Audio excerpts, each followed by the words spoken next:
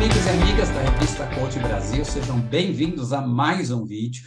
Dessa vez vamos conversar com uma autora, e essa autora é Cris Melquiades. A Cris participou da nossa edição número 120, falando sobre liderança humanizada, e ela escreveu um artigo que se chama Governança Corporativa de Impacto e a sua influência na humanização das organizações. Então a gente vai conversar um pouquinho com ela sobre isso, né? Pessoal lá de cima, que impacto que eles têm sobre a vida do pessoal aqui embaixo e como é que essa liderança humanizada vai acontecer ou não. Seja muito bem-vinda, Cris. Obrigada, Alanis, obrigada pelo convite, obrigada pela confiança aí, e que eu possa, nessa conversa aqui, compartilhar um pouquinho do que eu estou sentindo, né, nessas andanças por Exato, aí, com né? certeza. Legal, Cris. Então, vamos começar aqui o nosso papo do jeito que eu começo com todos os autores e autoras que passam pelo nosso vídeo aqui. Com uma pergunta. Essa pergunta é muito simples, tenho certeza que você não vai ter dificuldade nenhuma em respondê-la. Está preparada? Tô, vamos lá. Cris, quem é você? Opa! Bem, eu sou uma mineroca com esse sotaque aqui arrastado, eu nasci no interior do estado do Rio. Tenho duas filhas jovens, né? Uma de 18 anos, a Júlia, e a Clara com 16 anos. Sou casada com Marcos. Tenho esse jeitinho de andar, falar e vestir de psicóloga, mas eu não sou uma psicóloga, eu sou uma administradora de empresas, filha do Beto e da Luzia. Aprendi a trabalhar muito nova com meus pais, né? Comecei no meio corporativo, na Volkswagen Caminhões e Ônibus, em Resende, e depois eu fui para a consultoria. Então, eu já estou há 27 anos nesse mercado de desenvolvimento executivo, né? Hoje, mais próximo da governança corporativa, junto ao Instituto Brasileiro de Governança Corporativa, onde eu tenho feito trabalhos no sentido de humanizar, de falar das competências comportamentais, de inteligência emocional, de neurociência, de colegiado, da gente construir com base na confiança, na colaboração. É um pouquinho disso, Lanis. Muito bom. Você, te perguntei quem é você, você me respondeu de filho, de marido, de onde mora, sotaque, carreira. Então, vou perguntar de novo. Cris, quem é você? Eu sou. É difícil essa pergunta, né? Eu vou contar o que eu tenho descoberto sobre mim nos últimos tempos. Opa, tá ficando bom.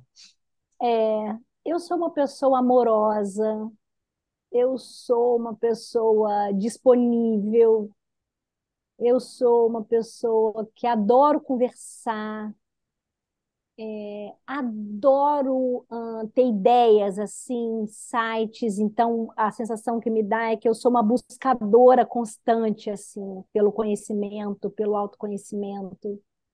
E eu sou também muito responsável, assim, eu acho que na medida que a gente vai crescendo o nível de consciência, a gente vai trazendo uma certa responsabilidade por estar no mundo, sabe, Uhum, Laís? Me emociono quando eu falo sobre isso, porque isso é muito forte para mim.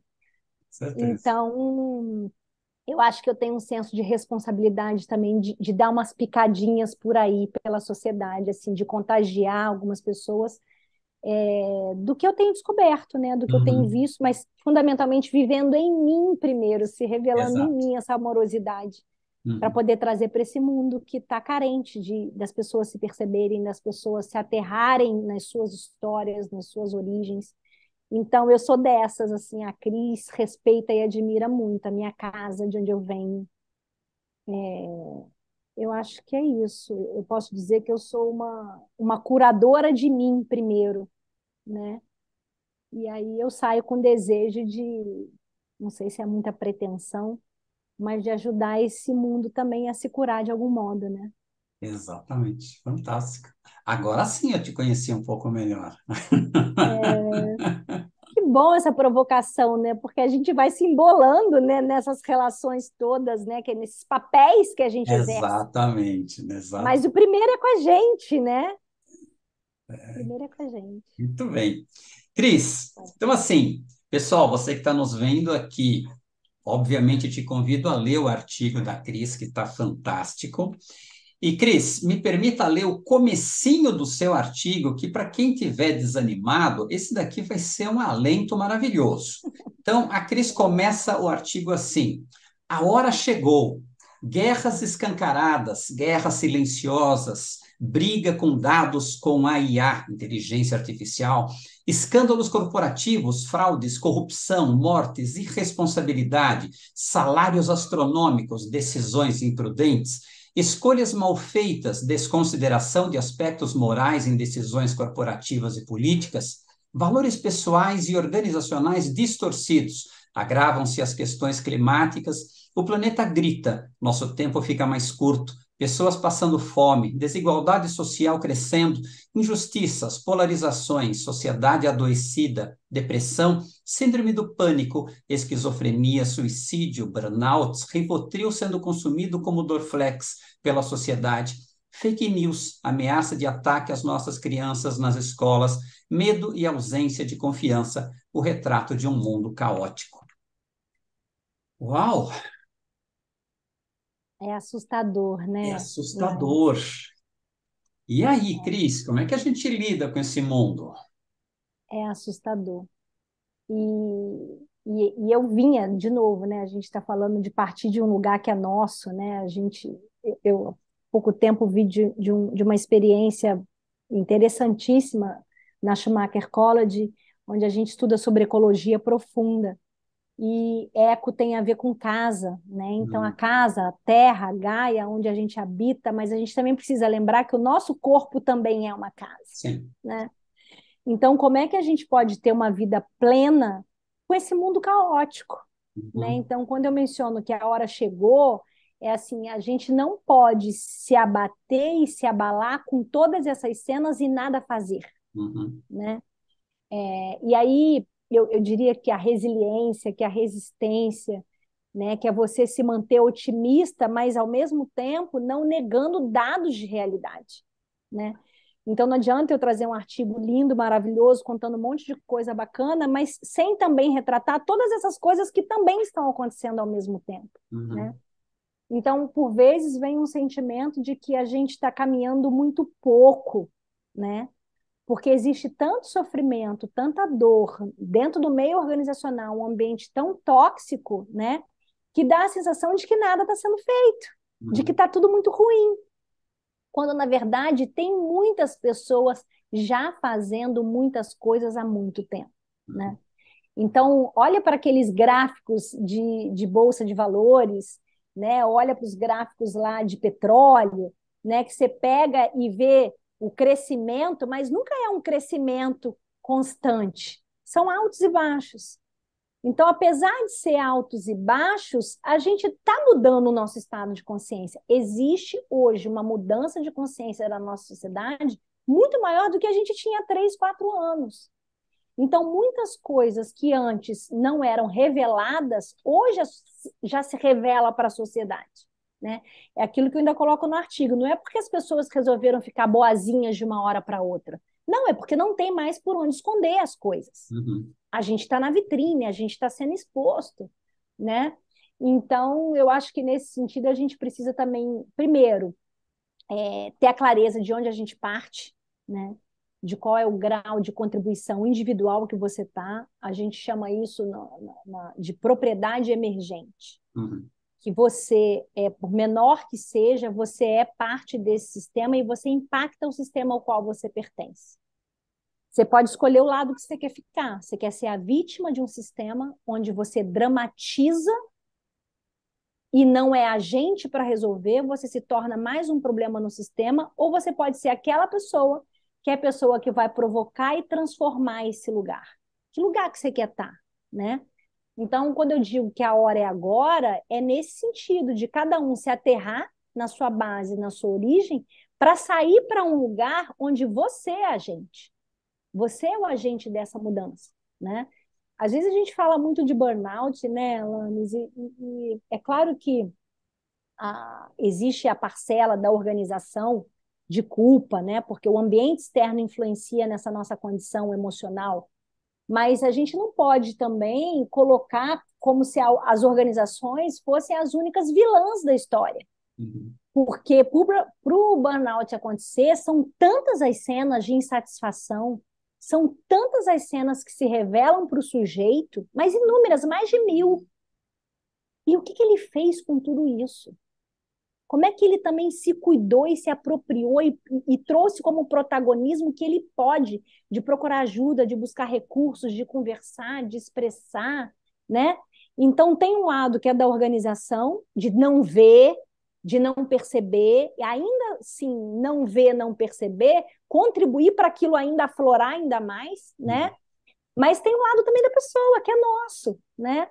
Às vezes a gente está tão fechado naquela necessidade, às vezes eu sou arrimo de família, sou responsável pela minha família, e que eu também me cego por outras opções que eu também posso ter na vida, né? Então eu acho que tem um lado também que é de despertar da própria pessoa, né? Sim. E você trouxe altos, o que que acontece com a galera lá de cima, o que que acontece com a galera lá de baixo, né? Na alta administração e médias lideranças. Então, quando a gente fala de alta administração, eu gosto de lembrar que também são pessoas que estão ali, né? Por mais que tenham cargos, que tenham posição de poder, que têm responsabilidade, porque junto com cargo e com poder também vem responsabilidade, né? Mas são pessoas que sentem as mesmas coisas que as outras pessoas sentem. São pessoas que também têm medo. São pessoas que também não têm certeza de tudo o tempo inteiro. São pessoas que também se fragilizam. São pessoas que também adoecem. São pessoas que também tomam remédios para dormir, né? Então, até que ponto a gente vai ficar brincando de fazer de conta de que está todo mundo bem, de que eu sei de tudo, de que eu direciono, de que eu tenho todas as respostas?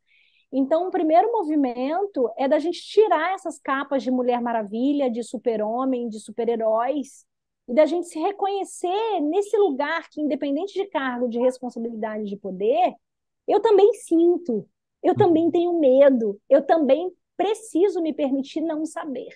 Exato. Então, eu acho que a gente está numa fase, por mais que a gente tenha, não só na política, mas no mundo, ao redor do mundo, esse conceito da polarização, eu vejo muito como um pêndulo, sabe?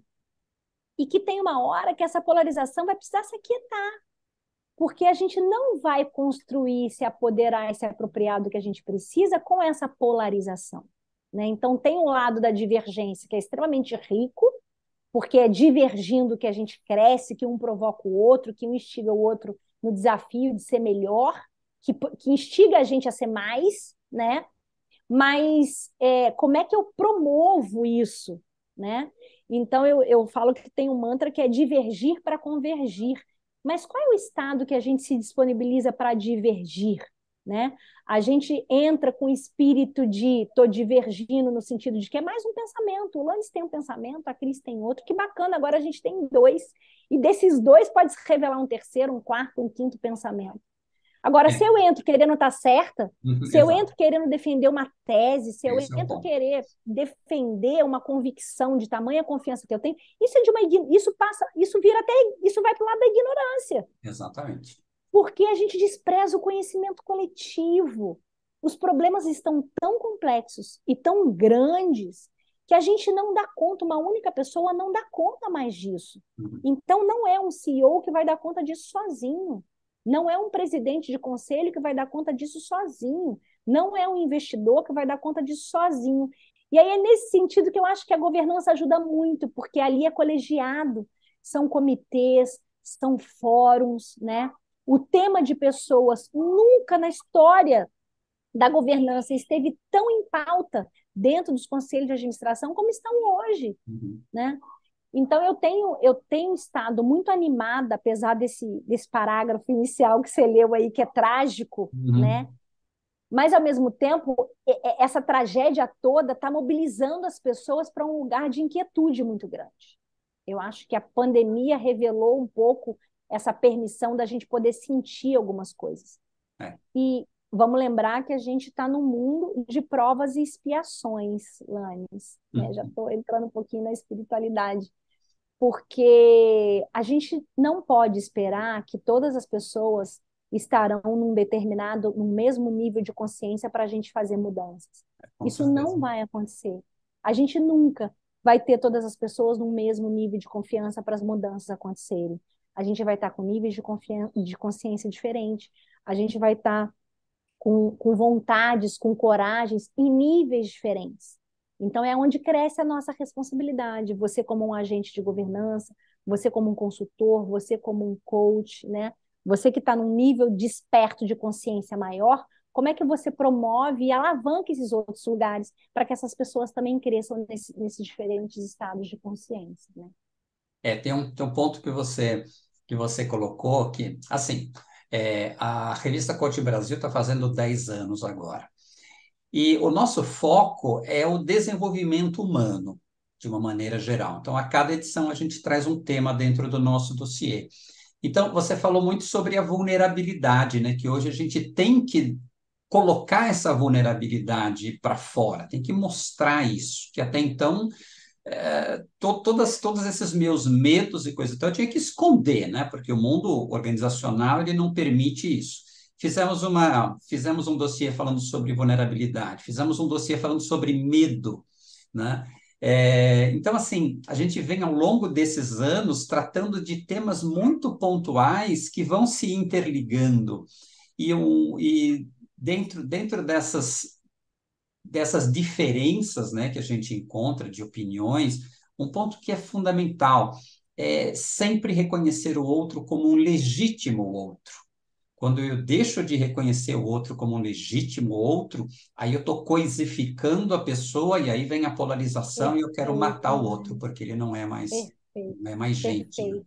Você entra nessa história da polarização que é tô dentro ou fora do grupo, pertenço ou não pertenço. E aí Exatamente. você me faz lembrar uma fala do Jung, né, que eu admiro e respeito, que é conheça todas as teorias, domine todas as técnicas, mas ao tocar uma alma humana, seja Seja apenas uma apenas. outra alma humana, Exatamente. né?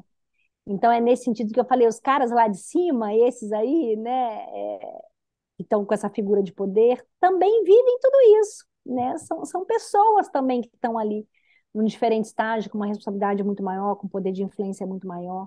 Então, eu tenho visto hoje, é claro que primeiro, não vem essas mudanças, elas não necessariamente estão acontecendo na velocidade com que o nosso coração almeja, né?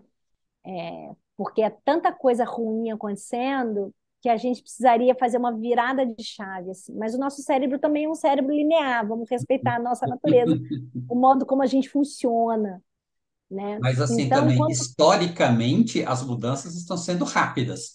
Só que nossa vida é curta. Mas do ponto de vista histórico, o que está acontecendo é absurdamente rápido. é, Absurdamente rápido. é, é. É sim. É, porque aquela história, né? Tá tudo com a história da tecnologia, com a história da comunicação, a forma como a gente decide, né? Você não precisa mais esperar a reunião de terça ou quarta-feira para encontrar todo mundo. Não, se tem um grupo no WhatsApp, você já está decidindo ali pelo WhatsApp, né? Então tá tudo muito mais célere mesmo, né? E isso tem vantagens e também tem desvantagens desse processo. Mas o que não, acho que independente dessas mudanças, o fato dos desafios, cada vez vem desafios maiores para a gente, tem elementos que são tão essenciais e que a gente precisa, que tem a ver com a conexão, Uhum. né? Que tem a ver com despertar o ambiente seguro para as pessoas se revelarem, né? Eu mencionei aqui a história da propriedade emergente, que é um elemento da natureza, né? Que você vê que de uma coisa ruim que acontece na natureza, aquilo ali emerge e nasce uma outra coisa boa. Então, isso também acontece nos nossos fóruns, no campo que a gente está. Se tem uma diretoria executiva, se esse CEO está ali observando o que as coisas se revelam, né? A gente de fato está usando essa inteligência que é da nossa natureza, que são as Uhum. pessoas se colocando aos seus modos. Agora, se a gente chega muito centrado no próprio pensamento, como se a gente já tivesse a expectativa de um resultado, a gente está robotizado, a gente está automatizado. Então, eu acho que tem uma virada de chave que vai fazer muita diferença, que é assim, o mundo não vai ficar menos célere, a gente não vai ter menos desafios, muito pelo contrário, os desafios eles vão crescendo, né? Mas a forma como a gente está lidando com esses desafios e a forma como a gente está encarando isso é que precisa ser transformado, né? Uhum. Então é onde entra a questão do colegiado, onde entra a questão da colaboração, onde entra essa história da humanização, né? Então, se eu entro se eu não me vulnerabilizo, né? Vai aparecer a prepotência, vai aparecer a arrogância, como se eu fosse o dono da verdade. Só aí eu já estou afastando uma galera de perto de mim, o que vem na contramão do que a gente precisa, né? Então, no artigo, eu relato inúmeros acontecimentos que estão acontecendo em torno das governanças do mundo e que me fazem ficar esperançosas e otimistas com mudanças, né? Mas elas não necessariamente vão vir na velocidade com que nós gostaríamos, mas o nível de consciência das pessoas já está num outro lugar. Então, tem coisas que não serão mais toleradas. Não é porque as pessoas resolveram ficar boazinhas de uma hora para outra, mas a nossa sociedade vai ser menos tolerante com determinados comportamentos, né? Então, eu acho que é um pouco nesse sentido aí, viu, Lanes, que me faz... Ontem eu até estava numa crise existencial, assim, ontem. Ai, meu Deus, quando você liga a TV, tô lá na CNN, você vê o que acontece lá no governo, né? E aí você vê gente visitando o nosso país que não era para estar aqui, né? O que está fazendo aqui? Não quero entrar na política, que não é o fórum, mas assim, às vezes você assiste algumas coisas que, cara, te joga lá para baixo, né? Você fala assim, meu Deus, socorro, né? Para que eu quero descer. Mas aí hoje de manhã eu participei de um evento que foi lindo assim no INSPER, que eu vi a sociedade, eu vi movimentos organizados da sociedade, eu vi o governo junto, eu vi a ciência trabalhando junto, e gente, pessoas de uma sabedoria, de uma intelectualidade conversando, construindo, quer dizer, a sociedade civil, as empresas pedindo regulação. Então, é a sociedade, são as empresas pedindo para regular. Então, são coisas que jamais aconteciam anteriormente. É nesse sentido que me faz voltar com a esperança de novo. Ok, ontem não foi um dia muito bom, né? Não era, talvez entrasse nesse parágrafo caótico aí que você leu logo no início do artigo também. Mas aí hoje eu já fui apresentada para um cenário tão gostoso. Então, é isso que eu acho que são dias de altos e baixos. E como é que a gente consegue reconhecer de que aquele dia que não é tão bom, ele também não vai ser para sempre. Sim. Assim como aquele dia muito bom também não vai ser para sempre. Então, como é que a gente navega nesse mar desconhecido? Como é que a gente navega nesse turbilhão de emoções que desafiam a gente todo dia, né? Então, e aí entra a inteligência emocional, aí é que entra o cuidar do nosso corpo, o cuidar dessa nossa casa, que tem a ver com eco, né? Que é de onde a gente parte, né? O cérebro, a nossa natureza precisa de certeza, a gente busca padrões, a gente busca ordem. Só que tá difícil encontrar ordem, tá difícil encontrar padrão, tá difícil encontrar certezas. Então, o cérebro das pessoas começam a criar hipóteses, e para se defender, a gente cria hipótese que minimiza as ameaças, Uhum. né? Então, se a pessoa é mais otimista, talvez ela crie cenários mais otimistas. Se o sujeito é menos otimista, ele vai criar cenários mais catastróficos. Então, é nesse sentido que a gente precisa se unir como sociedade, a gente precisa ter, dentro das organizações, o colegiado operando, mas, ao mesmo tempo, a gente não pode se ausentar da responsabilidade que cada sujeito tem pelo simples fato dele estar aqui nessa vida. Como você disse, a nossa vida aqui é curta, nosso tempo aqui é curto, né? Eu mencionei a experiência recente que eu tive na Schumacher College, desse curso de ecologia profunda. Então, o primeiro dia a gente aprende a admirar a terra, a gente aprende a origem das coisas. E aí, quando você vê a história toda, a gente é tão pequenininho, Lanes. Nós somos tão pequenininhos. A gente apareceu tão depois, mas tão depois. E como é que a gente é tão prepotente e arrogante de Exato. achar que a Terra é que é um recurso nosso, Uhum. né? Então é uma disfunção tão grande. Aí você vem para uma consciência do tipo, nossa, se eu sou tão pequeno, o que eu estou fazendo aqui então, né? Por que eu vim? E mesmo sendo tão pequeno, a gente tem uma capacidade de impactar tanto. Nos últimos 200 anos, nós humanos impactamos tanto a Terra, né? Então, eu acho que tem um lado que é assim, que a gente não pode dramatizar e jogar para a sociedade, jogar para a organização, e jogar para o líder, e jogar para a auto-administração, porque tem um lado que também começa de mim. Uhum. Até do que eu aceito, do que eu escolho, do que eu tolero, do que eu não tolero. Como é que eu reeduco o sistema? Porque eu posso reeducar o sistema. Se eu me mantenho com determinados vícios, com determinadas características, eu também não estou saindo do lugar, né? Então, tem um lado que é de responsabilidade da alta administração, que é da alta governança, e que tem movimentos muito bonitos acontecendo. Tem outros não tão bonitos, que vai mais para o greenwashing, mas que comece nesse greenwashing até que as coisas se revelem e fala, cara, tá feio, você não pode fazer de conta que você tem um prêmio de ESG, se na verdade nem a sua cultura organizacional está se revelando de uma forma bacana, né? Então não tem espaço para mentir mais. Eu acho que está ficando cada vez mais difícil isso, né? É. Outro dia eu vi uma entrevista com um astrofísico e foi uma entrevista muito tranquilizadora. Que ele falou assim, meu, o pessoal está falando muito que a gente está acabando com o planeta, acabando com o planeta. Fiquem tranquilos, não vai acabar o planeta. O que vai acabar é a vida no Nós, planeta. Mas o planeta, a condição da gente estar tá aqui. mas o planeta ele vai continuar aqui, fiquem tranquilos. A É Terra aí não que vai entra a história acabar. da prepotência. Veja, nós vamos acabar com o planeta. Não, meu filho, isso é de uma ignorância. Na frase que me vem na cabeça, ela dizia, perdoe, Senhor, ele não sabe o que diz. É a Exatamente. frase que me vem. Não, a gente não vai acabar com o planeta, ele vai se regenerar. Vai acabar é a condição Totalmente. para a gente viver. Vai Exatamente. acabar é a condição do seu neto ter condição para poder estar aqui. Né? As doenças, enfim, tem tanta coisa, tanta tragédia que pode vir a acontecer. Se a gente de fato não se conscientizar desse nosso lado pequeno e ao mesmo tempo grande, né? De transformar, eu acho que. Mas eu estou otimista com esse novo tempo. Assim, eu sou uma das Agora tem uma pessoas. coisa que você coloca no seu artigo, e vários outros autores também colocaram esse ponto, que é a crise do capitalismo. O jeito que o Uhum. capitalismo está, não dá mais. É uma crise nas nossas relações, é uma crise na gestão de pessoas, enfim. E, não por acaso, nossa próxima edição agora, que vai sair em junho, traz o tema do capitalismo consciente. Olha que legal. Eita, isso é bom. Eita, aí É vai muito ser bom. bom.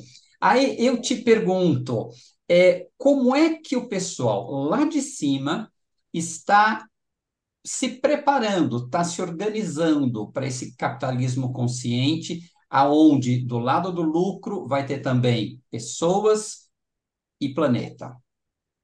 Então, eu acho que a gente também não pode achar, porque senão fica utópico demais, né? A gente tem que ter um processo também de transição consciente, né? Então a gente fala do petróleo, onde na verdade a gente tem que encontrar formas de transformar essa energia, de energias renováveis e tal, mas ao mesmo tempo o petróleo financia muitas coisas, Uhum. né? Existe um preço desse petróleo. Então, se isso cai fora, qual é a crise que também se estabelece? Então, que fase que a gente está é dessa tomada de consciência. Se eu tiro isso do sistema, lembra que é propriedade emergente? O que acontece nesse sistema? Então, tem muitos negócios que vão deixar de existir, que vão sumir do mapa. Então, existe, Lânios, uma crise, primeiro, de negação. Tem muita gente que ainda está na negação, porque tem o medo. Quais são as consequências desse não existir, desse império todo que eu construí? Se olha para as empresas, para o conceito da empresa automotiva, né, para as empresas automobilísticas, então tem tantos movimentos acontecendo, então, por vezes, quem está de fora olha e acha que é incoerente, que é inconsistente. Se a gente olha até para o nosso governo, a gente fala, nossa, mas está incoerente. Essa pasta faz isso, essa outra pasta faz aquilo, né? Porque tem esse lado de afinar essa corda, né? Então, a gente está num processo de descobrir nessa propriedade emergente que, assim, ok, eu já entendi o recado que eu tenho que tirar isso, que isso não cabe mais nesse planeta. Mas quando eu tiro isso dessa propriedade emergente, qual é o efeito que ela vai ter num outro lugar? Como é que eu dou conta disso em outro lugar? Ah, então vamos trazer a produção agrária. O agrário sustenta quanto disso que eu vou tirar? Então, tem tantas coisas que ainda estão se revelando para nós. É novo, tem muita gente estudando tudo isso ao redor do mundo. São muitos grupos que estão se reorganizando. A parte legal é que eu estou percebendo é que cada vez mais existem movimentos organizados. Uhum. Porque até um tempo atrás ainda tinha um vou construir do novo, vou construir do novo. Então agora tem gente que está cansado de construir do novo. Então vamos ver quem já está fazendo isso e onde está fazendo, e vamos já chegar com o caminho andado. Porque como a gente precisa de respostas mais ágeis, a gente não está mais naquela briga, às vezes, do status das instituições, do poder. É claro que também tem isso. Mas tem hoje já num movimento muito menor, as instituições já estão muito mais organizadas e fundindo e se juntando do que a gente estava até 2, 3 anos atrás, Uhum. né? Então, eu acho que tem esse lugar, sim, de medo e tem o lugar da transição, mas que também é uma transição consciente, onde a gente precisa ficar muito atento das consequências também dessas nossas escolhas, né? Então, não é a gente se cegar, por isso que a gente diz que é um ativismo com amorosidade, Uhum. né? Então, não é um ativismo a revolto, até isso está mudando. Se eu quero que você seja um aliado meu, se eu chego aqui de forma revoltada, eu só tenho o poder de te afastar de mim. A gente não vai conciliar, a gente não vai juntar, né? A nossa ministra mesmo hoje nesse evento de manhã, a Marina falou, ela uma das coisas que mais está sendo exigido de mim aqui no governo, o primeiro movimento que ela falou, ela disse sobre conciliação. A gente precisa ser aqui articuladores de conflitos, mediadores de conflito. Ela falou, são mediadores de conflito. Então, eu acho que nós que estamos em posições de influência precisamos atuar como mediadores de conflito, Uhum. né? Então, é nesse sentido, tem um ativismo que não pode chegar com a raiva, porque senão eu estou afastando e eu estou trazendo revelia, mas quando o ativismo vem com amorosidade, ele chega querendo construir, ele chega querendo ouvir a outra parte. Então, quando eu ouço a outra parte, eu falo, putz, é mesmo. Eu acho que se a gente tira isso aqui num rompante de uma forma geral, a gente também vai ter consequências sérias. A gente vai ter problema que a gente nem imagina. Então, a gente também não pode se cegar para isso, né? Então, tem muitas conversas e muitos diálogos acontecendo, mas a gente está descobrindo isso. A gente Uhum. está descobrindo, a gente está num processo de descoberta. Por isso que a humanização é importante, porque ela vai gerar proximidade para a gente ter esses diferentes olhares, para a gente reconhecer essas diferentes frentes, né? Então, Não sei se eu a respondi a sua dúvida que pergunta. fica é como é que o pessoal lá de cima, os acionistas, o pessoal que tem a grana, o pessoal que manda, como é que eles estão enxergando isso tudo? Deixa eu só contar alguns anos atrás, eu estava participando de uma mesa dentro de um congresso e depois das nossas apresentações abriram para perguntas, né?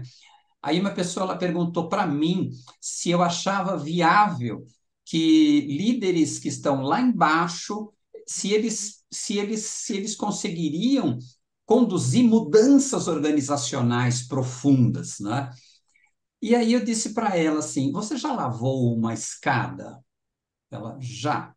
Como é que se lava uma escada? Ela é de cima para baixo. Então, o que você está sentindo, essa dor de fazer um trabalho e daqui a pouco não dá certo, você limpa o seu degrau e daqui a pouco o que está lá em cima escorre para baixo e estraga tudo aquilo que você fez. Então, considerando isso, que para lavar a escada tem que ser de cima para baixo, como é que esses acionistas eles estão se posicionando frente ao ser humano, às pessoas?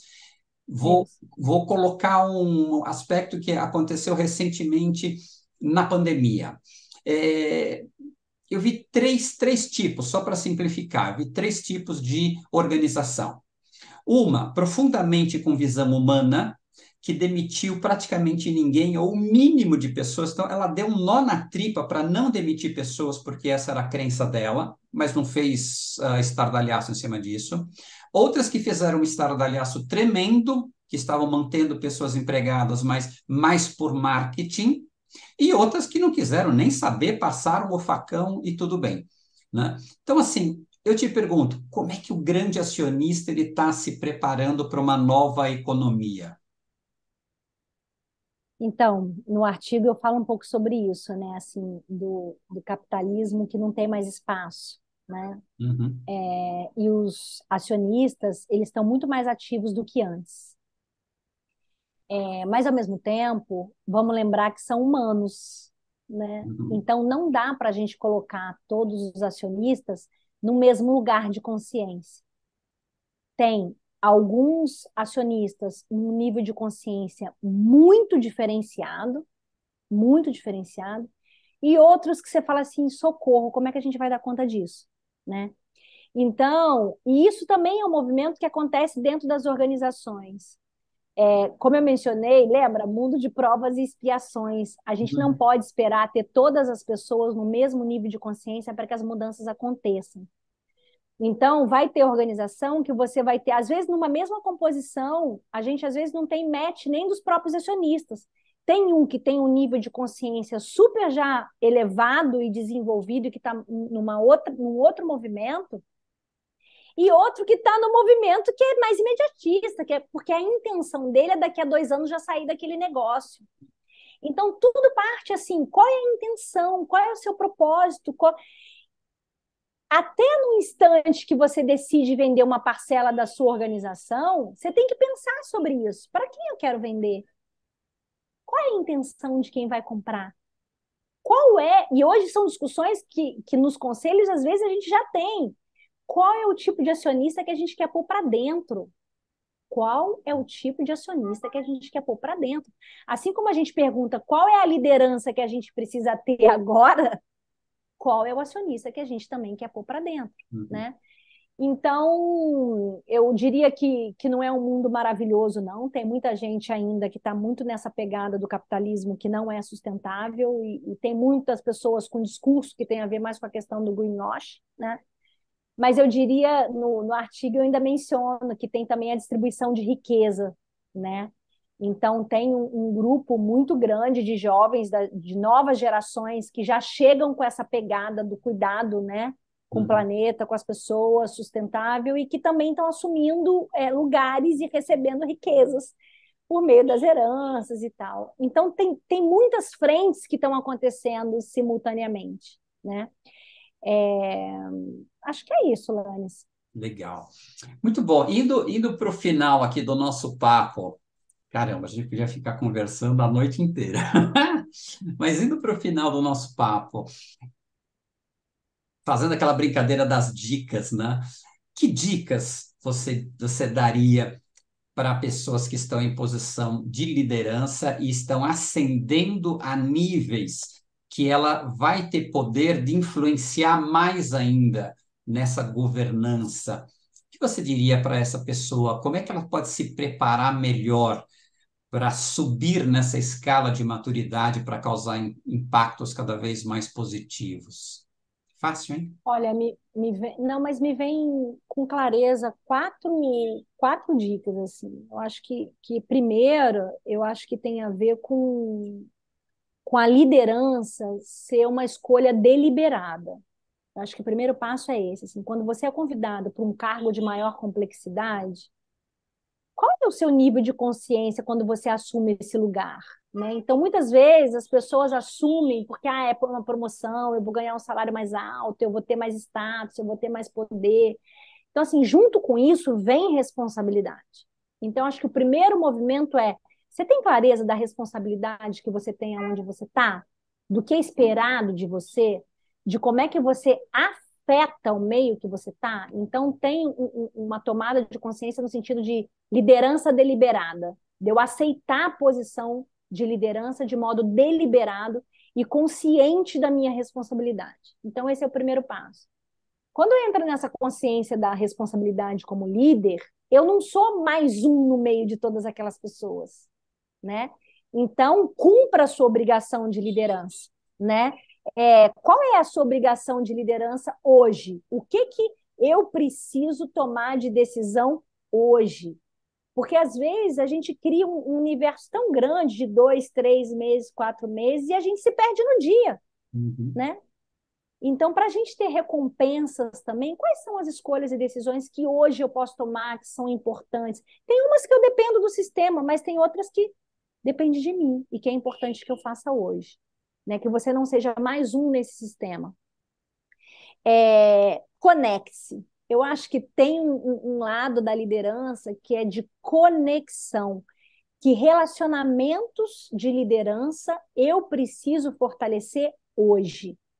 Mas a primeira conexão é com a gente. Uhum. Porque a minha disponibilidade para ter uma conversa árida com você, Lanes, vai depender de como eu chego para conversar com você, né? Se eu chego exausta, se eu chego tensa, se eu chego estressada, se eu chego sem vontade, se eu chego sem paciência, a qualidade da minha conversa, primeiro eu vou fugir.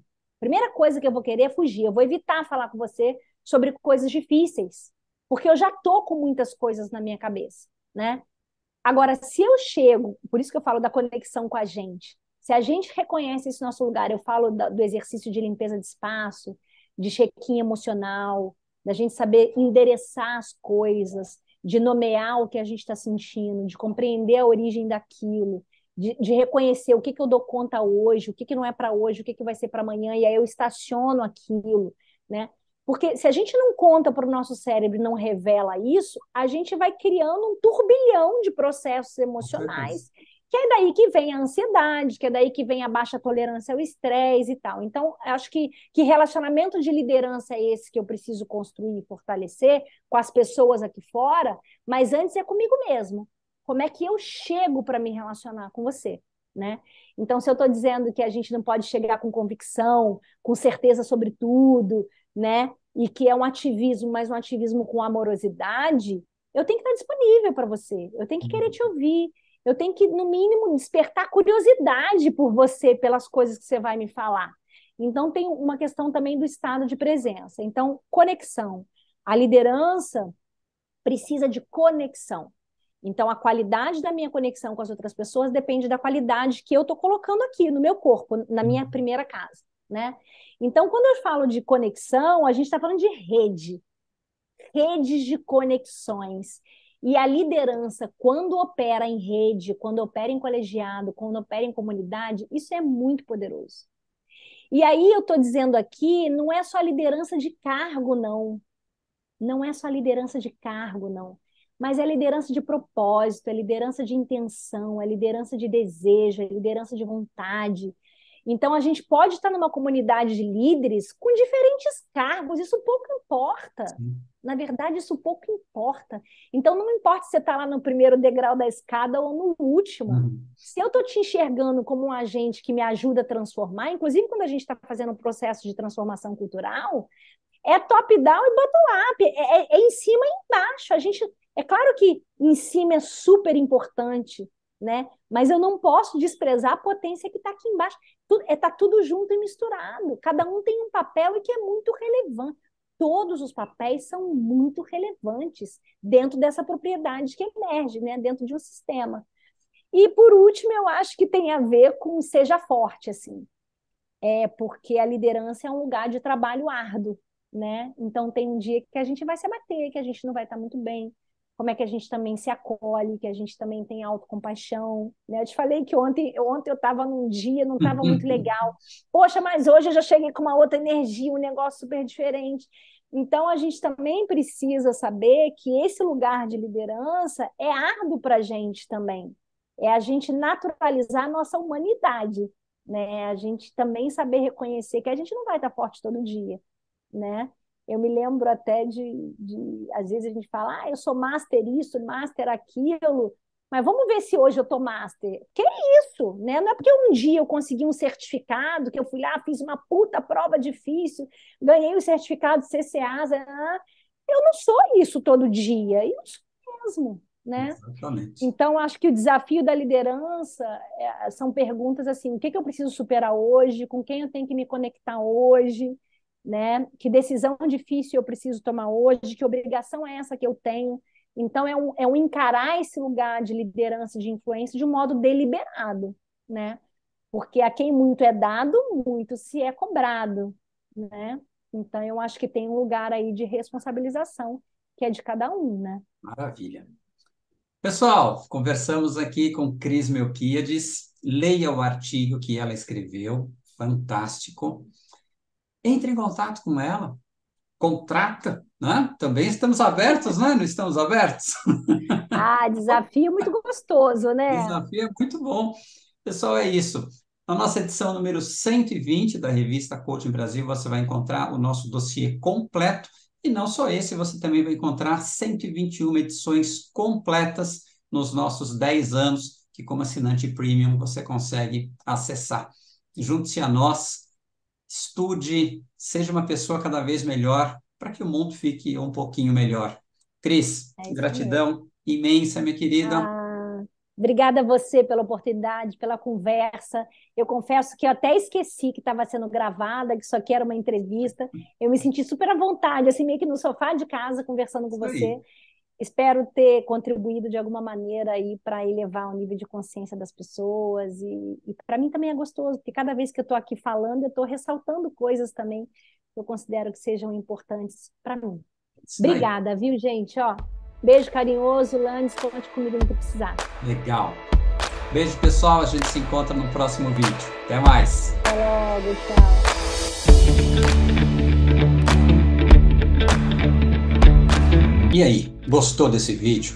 Se esse vídeo fez sentido para você, a reciprocidade que eu te peço é você curtir esse vídeo, deixar um pequeno comentário e compartilhar esse vídeo com outras pessoas que também, assim como você, se interessam pelo desenvolvimento humano. Inscreva-se no nosso canal para receber mais atualizações sobre novos vídeos que estamos fazendo. Se você busca conteúdo de qualidade sobre desenvolvimento humano, considere assinar a revista Coaching Brasil. Estamos há 10 anos no mercado, 121 edições, muitos temas que vão agregar muito valor à sua carreira, ao seu pensamento, às suas reflexões.